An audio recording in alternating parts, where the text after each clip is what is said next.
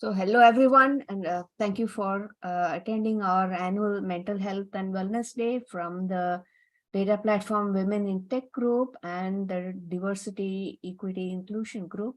We have teamed up this year to do this event. This is the third year. We started doing it in 2021, and every year it's been really well received. So we are continuing to do it. Thank you to our sponsors, Redgate Software and SQL Gene Training. We appreciate the support. We also want to throw in this, an appreciation for Sessionize, without which we couldn't have done this event. Some thank you to our sponsors. And then finally, the donations for this event from Redgate Software is going to a good cause, the Foster Family Alliance of North Carolina, where Tracy Borgiano has been volunteering for many years. Redgate is donating $25 for every talk we have on this show to this really good cause. So we appreciate that support as well. And finally, before I turn it over to Meagan, this is a disclaimer that this event is for sharing the stories for community members only. Whatever their speakers are sharing is their personal opinion and their story. It is not medical advice. So if you need help, please reach out to a doctor directly or indirectly and read the session descriptions before viewing in case there is anything that is likely to cause you stress. Our code of conduct is on the website that is there. You are expected to stick with it if you want to attend the event. And with this, I turn it over to our next speaker, Meagan. She's going to talk about the support her employer offered her dealing with depression. Thank you, Meagan. Take it over. Thanks, Mala.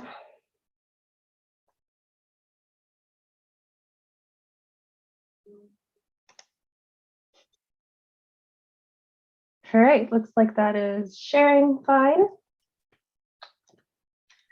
So today I'm going to talk about 3 things that my employer does that helped me work while I was going through a major depressive episode.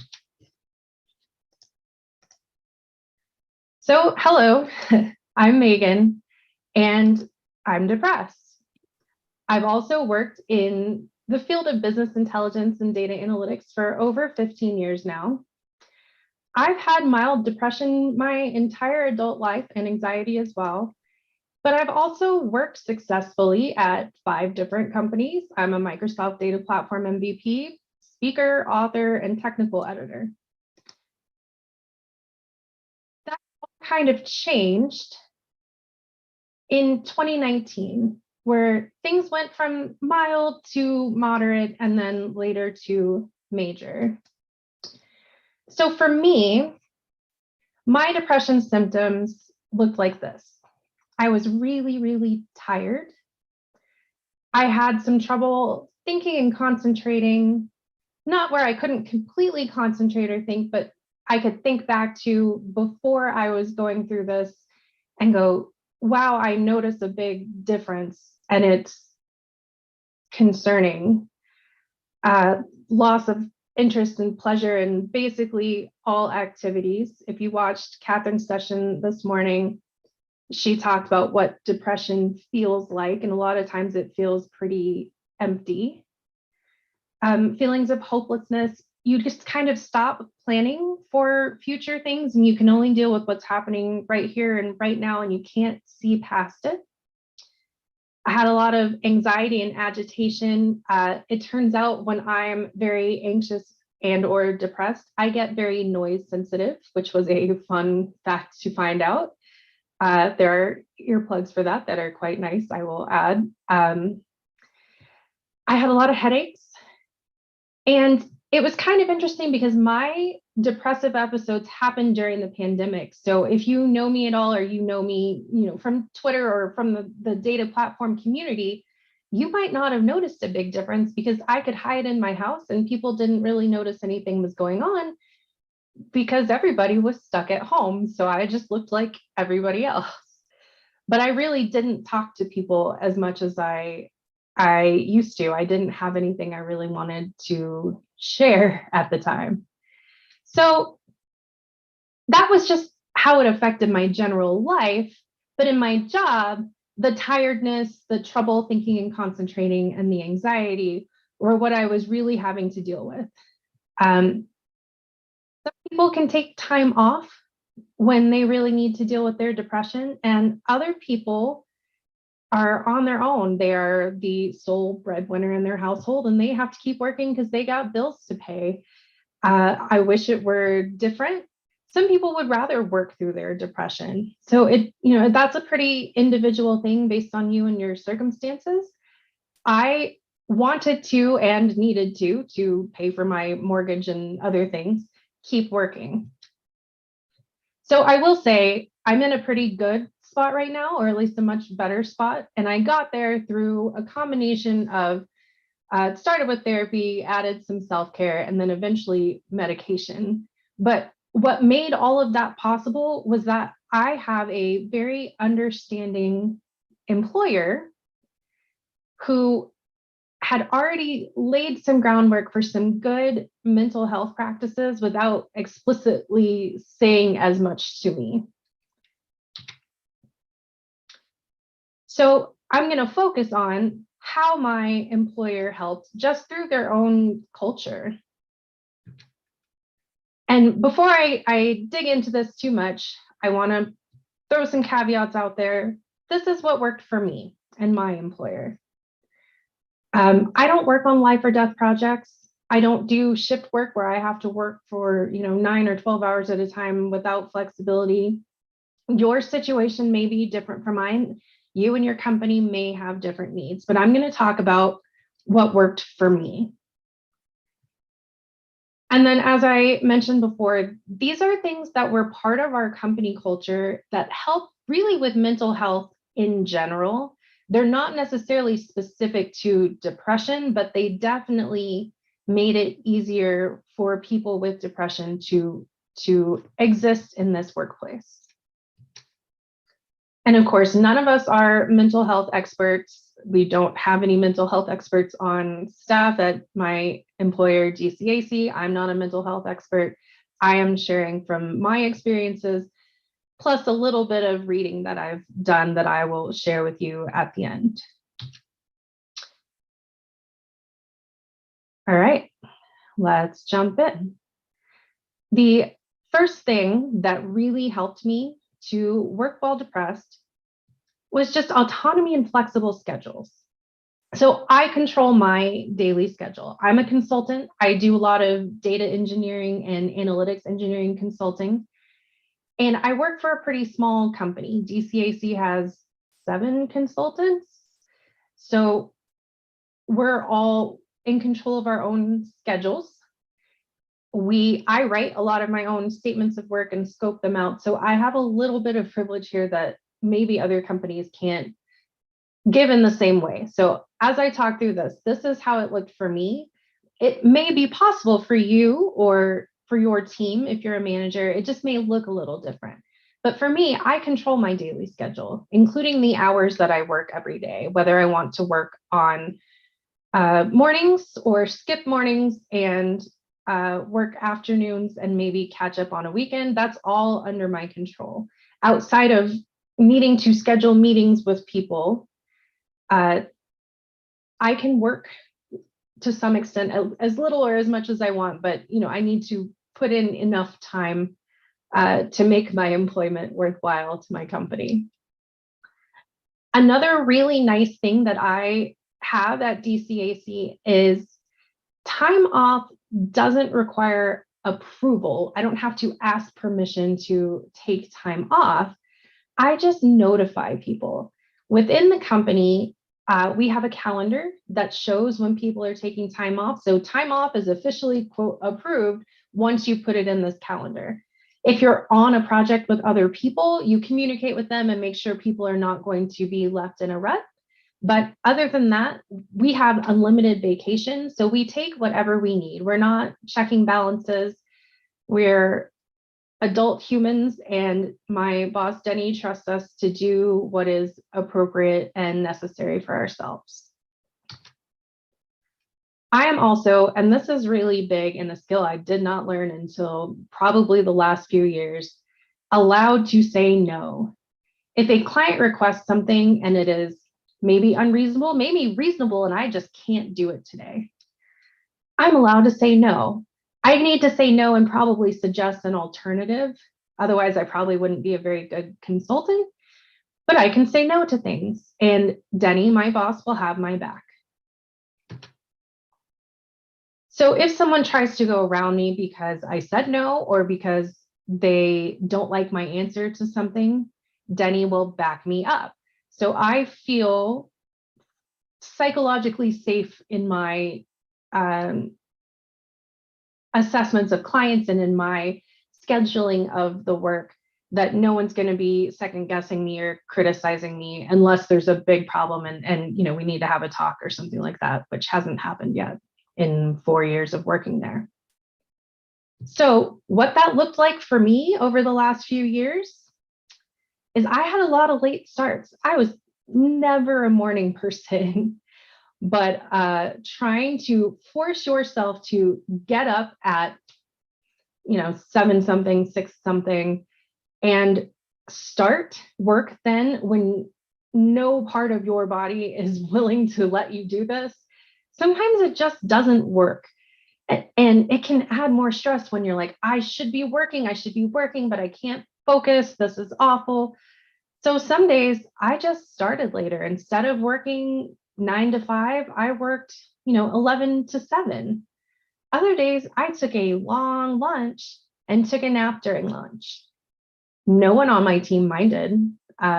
If we were working together on a project, we can see each other's calendars. If it was going to affect something, we let each other know and worked through it. So again, as I said, we have a calendar in Outlook called the consultant booking calendar, and that is where we put our time off. We don't have to justify it. It doesn't matter if you're taking a day off to play video games, you put it on there and that's your time off. Our sales director is not going to schedule any sales calls for you. No one's going to schedule big client meetings. You are off. Right now, I have several coworkers who are traveling today and their time is in the booking calendar. That's it. I've sent emails where I said, hey, I have clients right now. I'm back to mostly just the US, but previously I had clients all over the world. I would talk to people in the UK, in Australia. And so to meet their needs, I had a client who had development teams in India, in Eastern Europe. I would sometimes have to get up early, but after doing that for several weeks, I needed a break. And so I was able to send an email and say, I just can't meet at 6:30 a.m. today. I didn't have to explain myself to the client, but I just said, here, I can't do this, but how about these alternative times? And if they never did push back because they were great, but if they did, I know Denny would have had my back on this. He does not require us to work outside of our normal working hours. If we do, it's by our choice. Another thing that looked like for me is sometimes I took impromptu days off. I had someone message me, I can't remember if it was like late Sunday night or early Monday morning, and say they were going on a hike. And I was not feeling it that day as far as work. I knew I just wasn't going to be really productive anyway. And so I went on this lovely, I think it was like a 8-mile hike near Ward, Colorado. If I didn't say this, I live in Denver. And saw one of the most beautiful lakes that I've ever hiked to. That helped my depression. It doesn't solve it, obviously, but it does help. So I got to go hike. The second thing my employer does is management, which is really Denny and Chris, the co-founders of the company, models healthy behavior. My boss takes 6 days and has a flexible schedule himself. So it's really easy to tell people that they can take time off in their unlimited vacation. But if your manager doesn't also take time off, it's pretty easy to be afraid of taking time off. Like, can I do this? Well, my culture supports it. I see it because Denny takes time off. He goes on vacations and he doesn't apologize for any of that. And he encourages us to do the same. Like I said, we have that consulting booking calendar. And he puts his stuff in there too. We also have team happy hours. Again, we are a virtual company and we're spread out across 4 time zones in the US. So we get together virtually and we'll have team happy hours, but we also, in non-pandemic times, travel. A bunch of my team, I believe, is on their way to SQL Day in Poland. We just went to SQL Bits and MVP Summit for a few of us. And we get together when we're traveling together and have non-work adventures. This cannot happen in every company, and I fully understand that, but we are our friends. And so we enjoy each other's company as people as well as coworkers. And so Denny treats us like people and treats us to dinners and other things when we are together. So what this looks like in my life is, Denny may post in Teams, that's our main form of communication, and say, you know what, I didn't sleep well last night.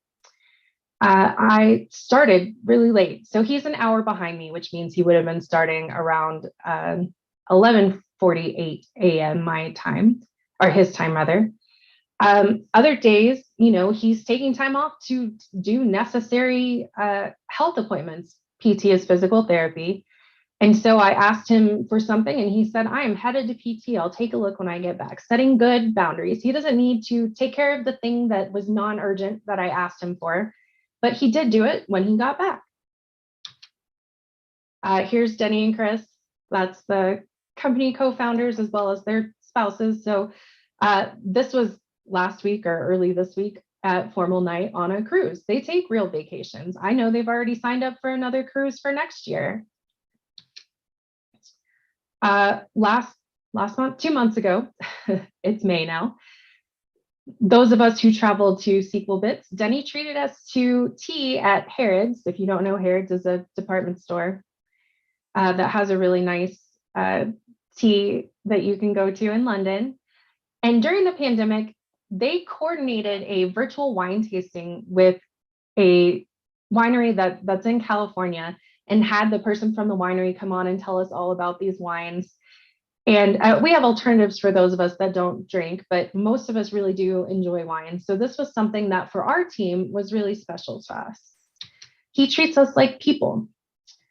And the last thing is authenticity and vulnerability. And these are huge, fluffy buzzwords right now, but I think that they're very important, especially for those of us with anxiety or with depression and who are anxious about their depression. So we can talk about other interests that we have. Everything doesn't have to be about work. We can talk about other priorities. Some of my team has kids that they are raising. Some have sent them off to college already. Some of us have dogs that we are incredibly obsessed with. We can admit in Teams, which is essentially out loud if you were in a physical domain, that we're burnt out or unmotivated.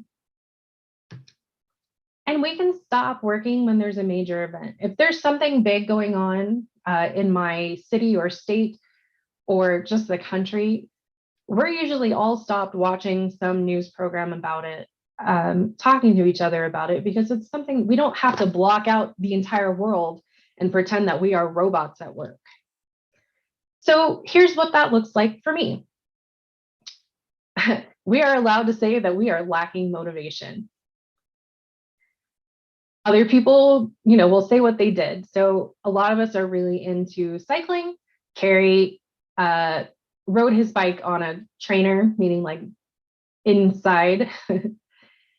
Other times, I really like dogs, and so I post lots of links about dogs and pictures of my dogs. And at the bottom, you can say Monica. You can see Monica encouraging it. Buster was my previous dog, but no one minded if I threw a bunch of dog photos in our very casual chat, because that's part of me. So you might be asking, is this really supported by mental health experts? And I'll say, first, let's remember what my company does. autonomy and flexible schedules, management modeling healthy behavior, and supporting authenticity and vulnerability. And so the answer to that question from me is yes and no. Like, these things are definitely discussed and studied by experts and practitioners in the mental health community. But when it comes to a lot of management and psychology practices, there are a lot of fads and misuse out of context, especially in the management realm. So what I will say is that time and more research will give us better ideas, but these things definitely work for me, and you can find lots of links to blogs and articles about them. So if you're interested in that, here's a link that you can go to. It goes to my blog and it gives you links to the articles broken down by those 3 things. And I'll have this QR code on the next slide, but here's what it looks like. And so there's some articles about autonomy and why it matters and how it does foster better mental health and psychological well-being. There's an interesting paper about who gains mental health benefits from work autonomy broken down by class and gender.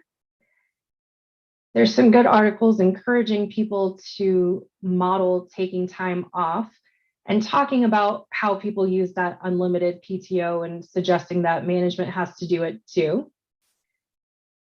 And there's also some stuff on authenticity and vulnerability at the bottom, and how that can increase employee engagement and make people feel safe, like psychologically safe at work. And that is my time. I don't see any more questions in the Q&A. So thank you so much for letting me present. I hope this helps someone out there have good ideas for their company or team culture. Feel free to reach out to me on any social media or check out my blog.